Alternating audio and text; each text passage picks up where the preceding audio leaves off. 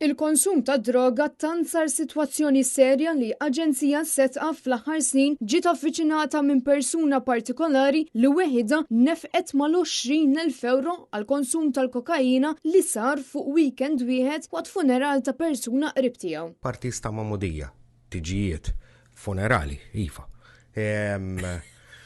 Funerali kif? Xaħat, ftit snin ilu, illi ġi u għalina isma' jiena f'weekend ħraqt 20,000 euro. Il-Marijas. 20,000 euro kokis, ovvjament. Ma ħadhomx għax kieku il-funeral tiegħu kien isir ġifieri. Però jixxerja għandu budget. No budget problems, allura 20,000 euro. F'weekend wieħed. Fl-aħħar xhur u snin, l-Aġenzija setqa notat żieda fl-użu tal-kokaina u tal-kannabis f'pajjiżna bl-użu tal-eroina beqgħet l-istess ammont daqskemm kien il-konsum fl-2023. Dan kollu konfermah id-direttur tal-Aġenzija setqa Charles Sherry meta kien qed iwieġeb mistoqsijiet tal-professur Andrew Azzoppardi fuq RTK 103. Hekk nitkellmu fuq trend żara l-eroina in-nies li daħlu għat-trattament fi 2023 baqgħet 2023, ta' 2020 forti tiġi finalizzata il-data.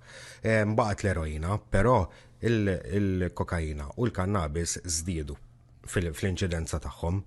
Kifetlek aħna bħala setqa l-alkohol jibqa' jirrenja bħala n-nies qed jirrikorru għal-għajnuna minħabba l-alkohol. Charles Sherry qal li bħalissa l-Aġenzija qed issegwi l-konsum ta' droga sintetika, droga li tagħmel ħsara kbira lill-ġisem. L-inkwiet madwar l-Ewropa li hemmhekk fejn aħna rridu noqogħdu ħafna attenti biex dawk it-trends naraw hekk hux ħajħabtu l-bib tagħna wkoll hawn Malta huwa id-droga sintetika.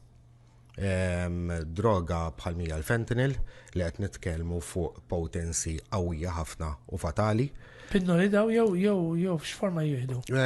Diversi forum, jiġifieri huma painkiller li biex inti kidejja hija painkiller. Painkillers tal-Amerika li kien hemm l-istajjer kbar fuq. Anka 50 darba aktar potenti mill-morfina. Id-direttur tal-Aġenzija kompla jgħid li jifferm diffiċli tinqered din it-trend tal-konsum ta' droga iżda qed jaħdmu biex jikkontrollawha. Mhijiex kwistjoni li inti teradika il-problema ta' droga u tirbaħ il-battalja kontra droga, hija kwistjoni tal inti tevolvi mad-droga u mas-sustanzi u l-patterns biex tibqa' toffri l-għodda biex tibqa' tikkombatti dil-gwerra eterna nsejħilha jiena.